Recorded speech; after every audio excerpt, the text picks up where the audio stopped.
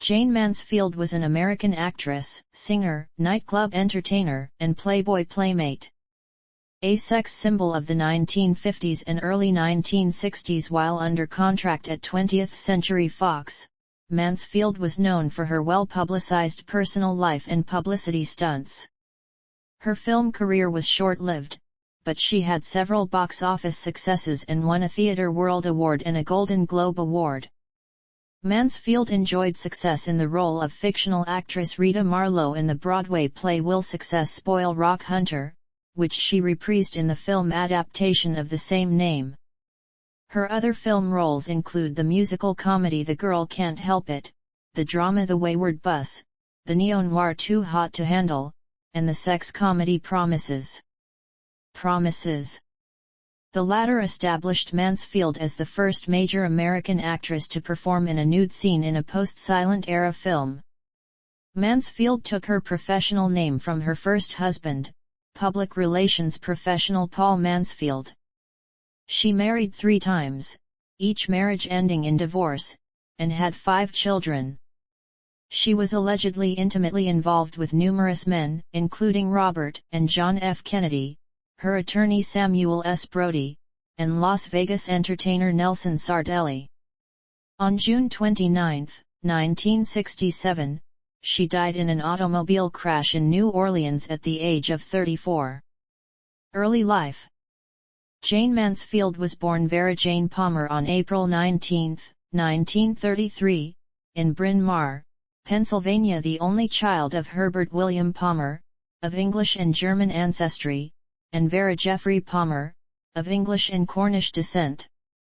She inherited more than $90,000 from her maternal grandfather, Thomas, and more than $36,000 from her maternal grandmother, Beatrice Mary Palmer, in 1958. She spent her early childhood in Phillipsburg, New Jersey, where her father was an attorney practicing with future New Jersey Governor Robert B. Maynor. In 1936, her father died of a heart attack. In 1939, her mother married sales engineer Harry Lawrence Pierce and the family moved to Dallas, Texas, where she was known as Vera Jane Pierce. As a child she wanted to be a Hollywood star like Shirley Temple. At age 12, she took ballroom dance lessons. She graduated from Highland Park High School in 1950. While in high school, Palmer took violin, piano, and viola lessons. She also studied Spanish and German. She received grades in the high BS in all subjects consistently. At age 17, she married Paul Mansfield on May 6, 1950. Their daughter, Jane Marie Mansfield, was born 6 months later on November 8, 1950. Jane and her husband enrolled in Southern Methodist University to study acting. In 1951, Jane moved to Los Angeles and attended a summer semester at UCLA. She entered the Miss California contest, but Paul found out and forced her to withdraw from the competition. She then moved to Austin, Texas, with her husband, and studied dramatics at the University of Texas at Austin. There, she worked as a nude art model, sold books door to door, and worked as a receptionist at a dance studio.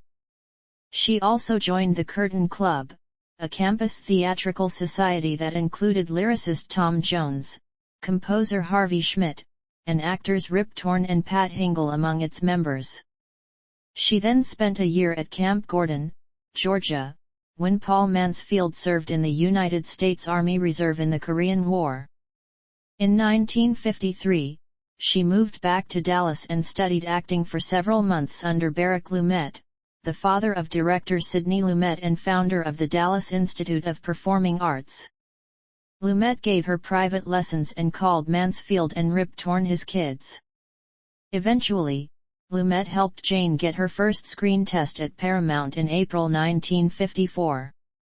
Paul, Jane, and Jane Marie moved to Los Angeles in 1954. Jane worked at a variety of odd jobs including selling popcorn at the Stanley Warner Theater, teaching dance, selling candy at a movie theater, modeling part-time at the Blue Book Model Agency, and working as a photographer at Esther Williams Trails restaurant. Career: I Playboy/I None. Film: Mansfield's first film part was a supporting role in Female Jungle, a low-budget drama completed in 10 days. Her part was filmed over a few days, and she was paid $150. It was released unofficially in early 1955. In February 1955, James Byron, her manager and publicist, negotiated a 7-year contract with Warner Brothers, who were intrigued by her publicity antics. The contract initially paid her $250 a week and landed her 2 films, one with an insignificant role and another unreleased, for 2 years.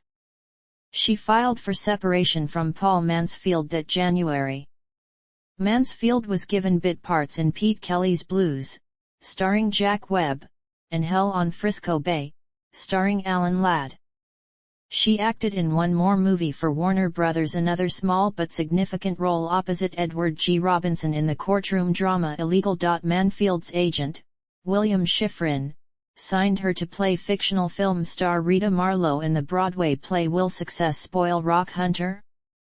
With Orson Bean and Walter Matthau.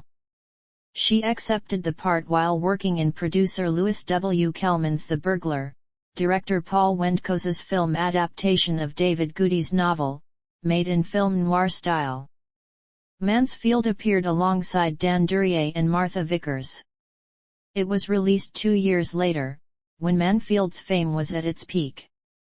She was successful in this straight dramatic role, though most of her subsequent film appearances were comedic or capitalized on her sex appeal. It was Kellman's first major venture, and he claimed to have discovered Mansfield. She was announced for Will Success Spoil Rock Hunter? In mid-July 1955 and was dropped by Warner Brothers on July 31. 20th Century Fox signed Mansfield to a 6-year contract on May 3, 1956, in its New York office to mold her as a successor to the increasingly difficult Marilyn Monroe, their resident blonde sex symbol, who had just completed the very difficult Bus Stop. Mansfield was still under contract to Broadway and continued playing Will Success Spoil Rock Hunter? On stage until September 15, 1956. She undertook her first starring film role as Jerry Jordan in Frank Tashlin's The Girl Can't Help It. Originally titled Do Re Mi, it featured a high-profile cast of contemporary rock and roll and R&B artists including Gene Vincent, Eddie Cochran, Fats Domino, The Platters, and Little Richard. Released in December 1956, The Girl Can't Help It became one of the year's biggest successes, both critically and financially, earning more than Gentlemen Prefer Blondes had 3 years before. Soon afterward, Fox started promoting Mansfield as Marilyn Monroe king-sized, attempting to coerce Monroe to return to the studio and complete her contract. Mansfield next played a dramatic role in The Wayward Bus, an adaptation of John Steinbeck's novel of the same name. With this film, she attempted to move away from her blonde bombshell image and establish herself as a serious actress. The film enjoyed moderate box office success, and Mansfield won a Golden Globe in 1957 for New Star of the Year, beating Carol Baker and Natalie Wood for her performance as a wistful derelict. It was generally conceded to have been her best acting, according to the New York Times, in a fitful career hampered by her flamboyant image, distinctive voice, voluptuous figure, and limited acting range. Tashlin cast Mansfield in the film version of the Broadway show Will Success Spoil Rock Hunter, released in 1957, reprising her role of Rita Marlowe alongside co-stars Tony Randall and Joan Blondell. Fox launched its new Blonde Bombshell with a North American tour and a 40-day, 16-country tour of Europe. She attended the premiere of the film in London, and met Queen Elizabeth II. Mansfield's fourth starring role in a Hollywood film was in Kiss Them For Me, for which she received prominent billing alongside Cary Grant. However, in the film itself she is little more than comic relief, Grant's character relates to a redhead played by fashion model Susie Parker. The film, described as vapid and ill-advised, was a critical and box office flop, and marked one of the last attempts by 20th Century Fox to publicize Mansfield. The continuing publicity surrounding Mansfield's physical appearance failed to sustain her career. Fox gave her a leading role opposite Kenneth More in The Sheriff of Fractured Jaw, a Western comedy filmed on location in Spain. In the film, Mansfield's 3 songs were dubbed by singer Connie Francis. Fox released the film in the United States in 1959, and it was Mansfield's last mainstream film success. Columbia Pictures offered her a part opposite James Stewart and Jack Lemmon in the romantic comedy Bell, Book, and Candle, but she turned it down because she was pregnant. Fox then attempted to cast Mansfield opposite Paul Newman in Rally Round the Flag, Boys, his ill-fated first attempt at comedy. With a decreased demand for big-breasted, blonde bombshells and an increasing negative backlash against her excessive publicity, Mansfield became a box office has-been by the early 1960s, yet she remained a celebrity, still able to attract large crowds outside the United States by way of lucrative and successful nightclub acts. Mansfield gained no major star role in film roles after 1959. She was unable to fulfill a third of her contract with Fox due to her reported repeated pregnancies. Fox stopped viewing her as a major Hollywood star and started loaning her and her likeness out to foreign productions in England and Italy, respectively, until the end of her contract in 1962. Many of her English/Italian films are regarded obscure and some considered lost. In 1959, Fox cast her in 2 independent gangster films shot in the United Kingdom, The Challenge and Too Hot to Handle, both released the following year. Both films were low budget, and their American releases were delayed. Too Hot to Handle was not released in the United States until 1961 as Playgirl After Dark. The Challenge was released in 1963 as It Takes a Thief. In the United States, censors objected to a scene in Too Hot to Handle in which Mansfield, wearing silver netting with sequins painted over her nipples, appears nearly nude. When Mansfield returned to Hollywood in mid-1960, 20th Century Fox cast her in It Happened in Athens with Trax Colton, a handsome newcomer Fox was trying to mold into a heartthrob. She received first billing above the title but appeared in only a supporting role. The Olympic Games-based film was shot in Greece in the fall of 1960 but was not released until June 1962. It was a box office failure, and 20th Century Fox dropped Mansfield's contract. In 1961, Mansfield signed on for a minor role but above the title billing in The George Raft Story, released the following year. Starring Ray Danton as Raft, the film showcased Mansfield in a small part as a glamorous film star. Soon after the film's release, she returned to European films, appearing in low-budget foreign films such as Highway Knock St. Pauli, L'Amor Primitivo, Panic Button, and Einer Frist den Anderen. Tommy Noonan persuaded Mansfield to become the first mainstream American actress to appear nude in a starring role, in the film Promises. Playboy published nude photographs of Mansfield on the set in its June 1963 issue, resulting in obscenity charges against Hugh Hefner in a Chicago court. Promises was banned in Cleveland, Ohio, but enjoyed box office success elsewhere. As a result of the film's success, Mansfield landed on the top 10 list of box office attractions for that year. Soon after her success in Promises,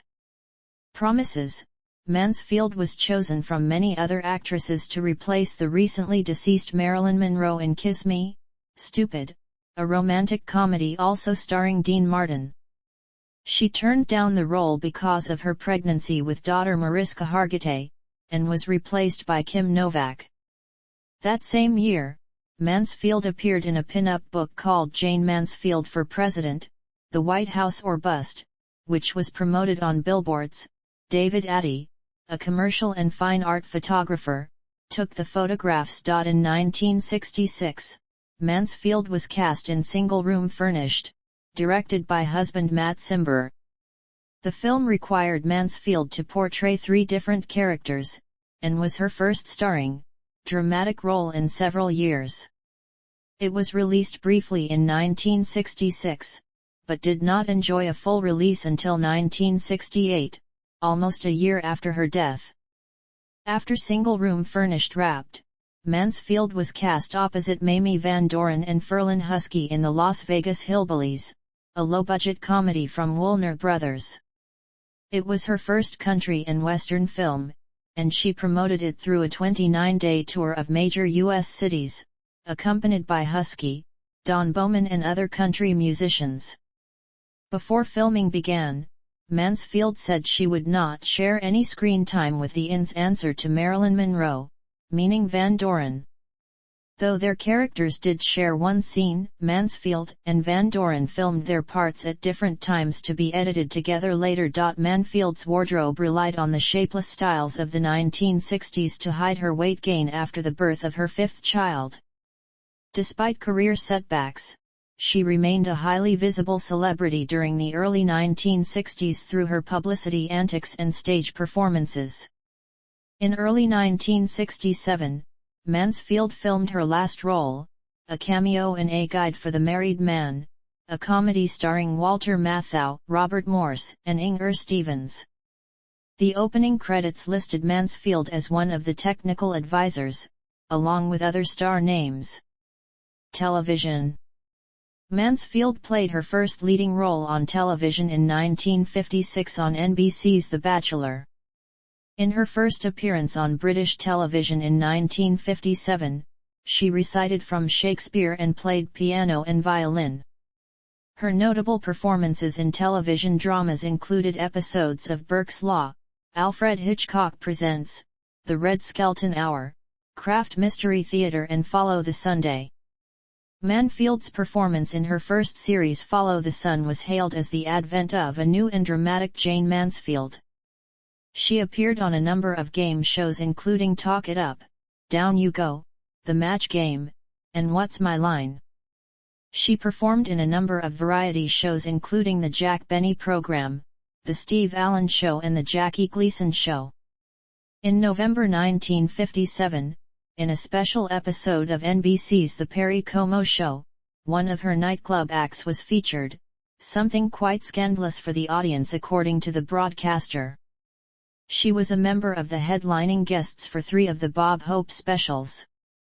In 1957, she toured United States Pacific Command areas in Hawaii, Okinawa, Guam, Tokyo, and Korea with Bob Hope for the United Service Organizations for 13 days appearing as a comedian, and in 1961, toured Newfoundland, Labrador and Baffin Island in Canada for a Christmas special. Her talk show career includes a large number of appearances which she appreciated for the publicity.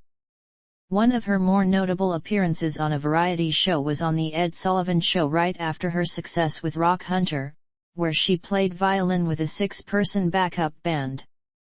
After the show she exclaimed, "Now I am really national. Mama and Dallas see The Ed Sullivan Show."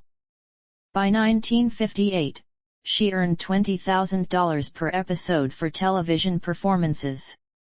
In 1964, Mansfield turned down the role of Ginger Grant on the up-and-coming television sitcom Gilligan's Island. Although her acting roles were becoming marginalized, Mansfield rejected the part as it epitomized the stereotype she wished to rid herself of. The part eventually went to Tina Louise. A widespread rumor that Mansfield had a breast-flashing dress mishap at the 1957 Academy Awards was found baseless by Academy researchers. 10 days before her death, she read to the Virgins, "To Make Much of Time," a poem by Robert Herrick about early death on the Joey Bishop Show, her last television appearance. As late as the mid-1980s, Mansfield remained one of the biggest television draws. In 1980, the Jayne Mansfield story aired on CBS starring Lonnie Anderson in the title role and Arnold Schwarzenegger as Mickey Hargitay. It was nominated for 3 Emmy Awards. A&E Network's TV series biography featured her in an episode titled Jayne Mansfield, Blonde Ambition. The TV series won an Emmy Award in the Outstanding Non-Fiction TV Series category in 2001. A&E again featured her life in another TV serial, Dangerous Curves, in 1999. In 1988, her story and archival footage was a part of the TV documentary Hollywood Sex Symbols. Other ventures. Stage appearances. Between 1951 and 1953 she acted in The Slaves of Demon Rum, 10 Nights in a Barroom, Macbeth, and Anything Goes. Her performance in an October 1953 production of Arthur Miller's Death of a Salesman attracted Paramount Pictures to audition her. Lumet trained her for the audition. In 1955, she went to New York and appeared in the Broadway production of George Axelrod's comedy Will Success Spoil Rock Hunter, also featuring Orson Bean and Walter Matthau. It was her first major stage performance, garnering her critical attention which was not always positive. She starred as Rita Marlowe in the musical spoofing Hollywood in general and Marilyn Monroe in particular. Her wardrobe, namely a bath towel, caused a sensation. She received a Theatre World Award for her performance in 1956, as well as a Golden Globe Award in 1957. Brooks Atkinson of The New York Times described the commendable abandon of her scantily clad rendition of Rita Marlowe in the play as a platinum-pated movie siren with the wavy contours of Marilyn Monroe. She performed in about 450 shows between 1955 and 1956. At the time, she was considered one of the biggest Broadway to Hollywood success stories. In 1964, she performed in stage productions of Gentlemen Prefer Blondes at Carousel Theatre, and Bus Stop at Yonkers Playhouse. Both co-starred Mickey Hargitay and were well reviewed. Mansfield toured small U.S. towns alternating between the two plays. In 1965, she performed in another pair of plays, Rabbit Habit at the Latin Quarter and Champagne Complex, directed by Matt Cimber, at the Pabst Theatre. Both received poor reviews. Nightclub. In February 1958, the Tropicana Las Vegas launched Mansfield's striptease revue The Tropicana Holiday under a 4-week contract that was extended to 8. The opening night raised $20,000 for March of Dimes. She received $25,000 per week for her performance as Trixie Devon in the show, while her contract with 20th Century Fox was paying her $2,500 per week. She had a $1 million policy with Lloyd's of London in case Hargitay dropped her as he whirled her around for the show. In 1959, Jayne returned to the Tropicana and made $30,000 per week, with her show being extended twice. In December 1960, the Dunes Hotel and Casino launched Mansfield's revue The House of Love. She received a salary of $35,000 a week, the highest in her career. Her wardrobe for the shows at Tropicana and Dunes featured a gold mesh dress with sequins to cover her nipples and pubic region. That controversial sheer dress was referred to as Jayne Mansfield and a few sequins. In early 1963, she performed in her first club engagement outside Las Vegas, at the Plantation Supper Club in Greensboro, North Carolina, earning $23,000 in a week, and then at Iroquois Gardens in Louisville, Kentucky. She returned to Las Vegas in 1966, but her show was staged on Fremont Street, away from the strip where the Tropicana and Dunes were. Her last nightclub act, French Dressing, was at the Latin Quarter in New York in 1966, also repeated at the Tropicana. It was a modified version of the Tropicana show, and ran for 6 weeks with fair success. Her nightclub career became inspirations for films, documentaries, and a musical album.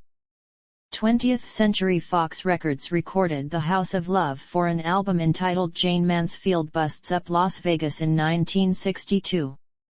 She played the roles of burlesque entertainer Midnight Franklin in Too Hot to Handle and Las Vegas showgirl Tawny Downs in the Las Vegas Hillbillies.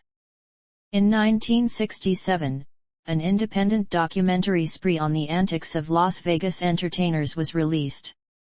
The film, narrated as a part of a travelogue of Vic Damone and Juliet Prowse, featured Mansfield, Hargitay, Constance Moore, and Clara Ward as guest stars.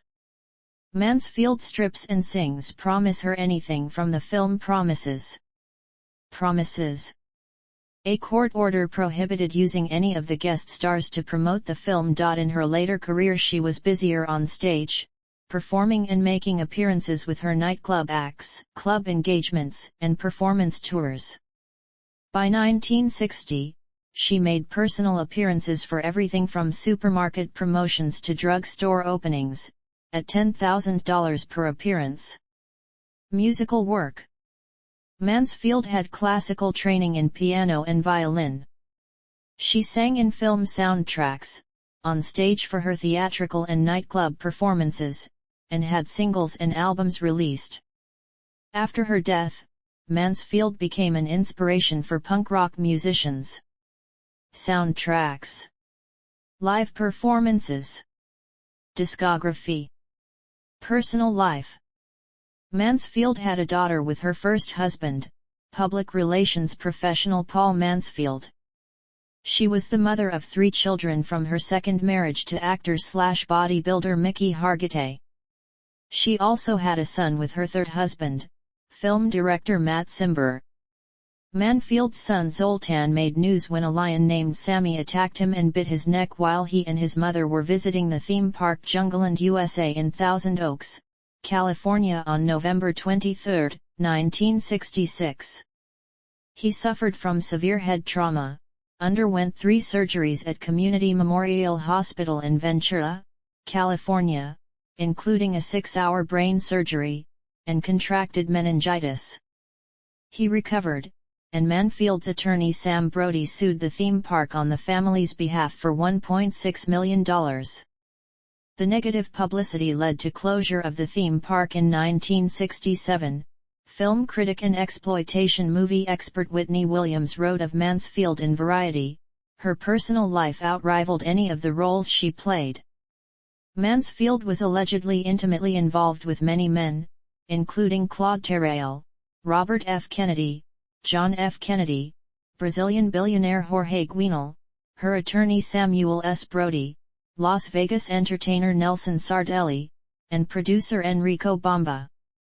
She met John F. Kennedy through his brother-in-law Peter Lawford in Palm Springs, California, in 1960, but their alleged affair did not last. Mansfield and Brody, her lawyer and alleged lover at the time, were both killed in a car crash.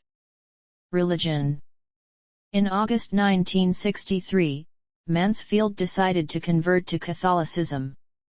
Although she never converted, she did attend Catholic services when she was in Europe, and followed Catholic practices when she was involved with a Catholic partner.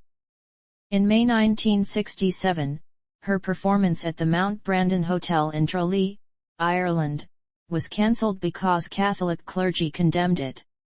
She wanted to marry Cimber in a Catholic ceremony, but was unable to find a priest who would perform it.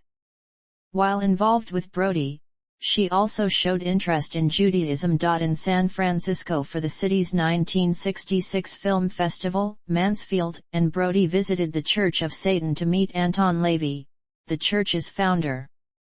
He awarded Mansfield a medallion and the title High Priestess of San Francisco's Church of Satan. The media enthusiastically covered the meeting and the events surrounding it, identifying her as a Satanist and romantically involved with LaVey. That meeting remained a much publicized and oft-quoted event both of her life and of the history of the Church of Satan. Carla LaVey asserted in a 1992 interview with Joan Rivers that Mansfield was indeed a practicing Satanist and that she had a romantic relationship with Anton LaVey. Marriages. First marriage. Second marriage. Third marriage. Public image. Influence. Mansfield was a major Hollywood sex symbol of the 1950s and early 1960s and 20th Century Fox's alternative to Marilyn Monroe. She came to be known as the working man's Monroe. She was one of Hollywood's original blonde bombshells, and, although many people have never seen her movies, Mansfield remains one of the most recognizable icons of 1950s celebrity culture. According to Hollywood historian and biographer James Parrish, Mansfield's hourglass figure, unique sashaying walk, breathy baby talk, and cleavage-revealing costumes made an enduring impact. Hollywood historian Andrew Nelson said that she was seen as Hollywood's gaudiest, boldest, decupped, B-grade actress from 1955 until the early 1960s. Frequent references have been made to Mansfield's very high IQ, which she claimed was 163. In addition to English, she spoke 4 other languages. She learned French, Spanish, and German in high school, and in 1963 she studied Italian. Reputed to be Hollywood's smartest dumb blonde, she later complained that the public did not care about her brains, saying, "They're more interested in 40-21-35. Trademarks: blonde, anatomy, publicity." Mansfield's drive for publicity was one of the strongest in Hollywood. She gave up all privacy, and her doors were always open to photographers. On Christmas Eve 1954, she walked into publicist James Byron's office with a gift and asked him to oversee her publicity, which he did, for the most part, until the end of 1961. Byron appointed most of the people on her team William Schifrin, Greg Boutzer, and Charles Goldring, and constantly planted publicity material in the media.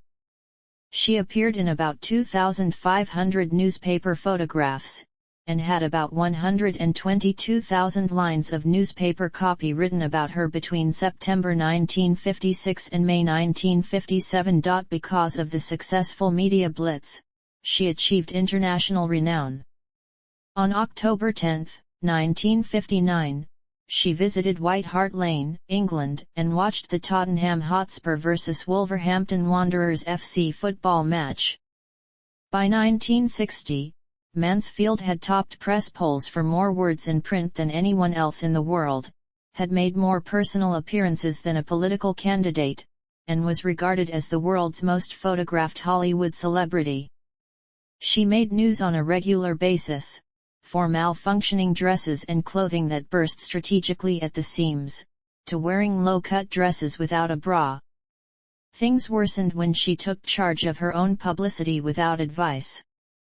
According to her agent William Schifrin, she became a freak. James Bacon wrote in the Los Angeles Herald-Examiner in 1973, "Here was a girl with real comedy talent, spectacular figure, and looks, and yet ridiculed herself out of business by outlandish publicity." Mansfield received her first truly negative publicity after she and Hargitay pleaded poverty when his first wife, Mary Hargitay, whom he divorced on September 6, 1956, requested additional child support for their 9-year-old, first child, Tina, in September 1958. Mansfield said she slept on the floor of her mansion, was unable to buy furniture, and spent only $71 on her daughter Jane Marie. During this marriage she had 3 children, Miklos Jeffrey Palmer Hargitay, Zoltan Anthony Hargitay, and Mariska Magdalena Hargitay. Publicity stunts. Signature color. Mansfield adopted pink as her color in 1954, and was associated with it for the rest of her career. Her original choice was purple, but she thought it too close to lavender, Kim Novak's signature color. "It must have been the right decision," she said, "because I got more column space from pink than Kim Novak ever did from lavender." In November 1957, shortly before their marriage, using money from an inheritance, Mansfield bought the 40-room Mediterranean-style mansion at 10100 Sunset Boulevard in the Holmby Hills section of Los Angeles. Mansfield had the house painted pink, with cupids surrounded by pink fluorescent lights, pink fur in the bathrooms, a pink heart-shaped bathtub, and a fountain spurting pink champagne. She then dubbed it the Pink Palace. Hargitay built the pink heart-shaped swimming pool. The year after reconstructing the Pink Palace as a pink landmark, she began riding in a pink Cadillac Eldorado Biarritz convertible with tail fins, then the only pink Cadillac in Hollywood. Rivalry. Throughout her career, Mansfield was compared by the media to the reigning sex symbol of the period, Marilyn Monroe. 20th Century Fox groomed her, as well as Cherie North, to substitute for Monroe, their resident blonde bombshell, while Universal Pictures launched Van Doren as their substitute. The studio launched Mansfield with a grand 40-day tour of England and Europe from September 25 to November 6, 1957.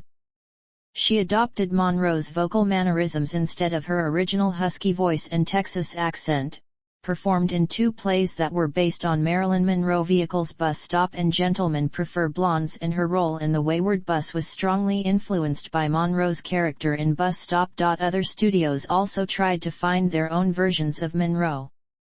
Columbia Pictures tried it with Cleo Moore, Warner Brothers with Carol Baker, Paramount Pictures with Anita Ekberg, and Metro-Goldwyn-Mayer with Barbara Lang, while Diana Dors was dubbed England's answer to Mansfield.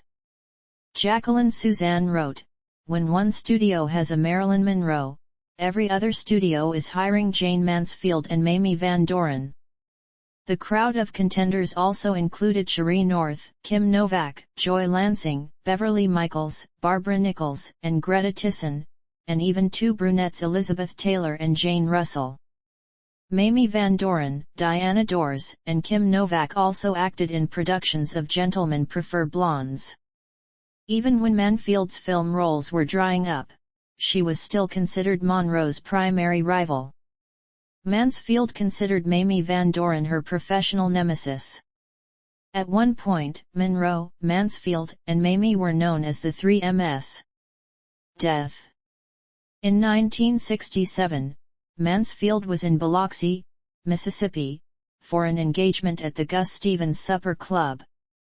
After 2 appearances on the evening of June 28, Mansfield, Sam Brody, their driver Ronnie Harrison, and 3 of her children Miklos, Zoltan, and Mariska left Biloxi after midnight in a 1966 Buick Electra 225. Their destination was New Orleans, where Mansfield was to appear on WDSU's midday show the next day. At about 2:25 a.m. on June 29, on U.S. Highway 90, 1 mile west of the Rigolets Bridge, the Buick crashed at high speed into the rear of a Johnson tractor-trailer, driven by a Mr. Rambo, that had slowed down for an approaching insecticide fog-spraying truck which was flashing a red light. The 3 adults in the front seat died instantly. The children, asleep in the rear seat, survived with minor injuries. Reports that Mansfield was decapitated are untrue, although she suffered severe head trauma. This urban legend started with the appearance in police photographs of the crashed car with its top virtually sheared off, and what resembled a blonde-haired head tangled in the car's smashed windshield.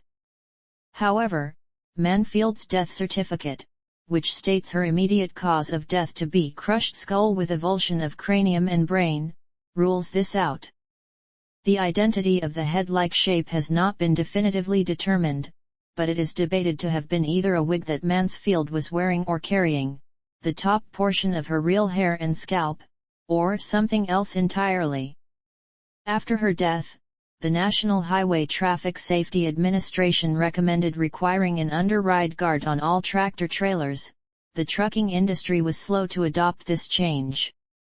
In America, the under-ride guard is sometimes known as a Mansfield bar, or an ICC bumper. Mansfield's funeral took place on July 3 in Penn Argyle, Pennsylvania.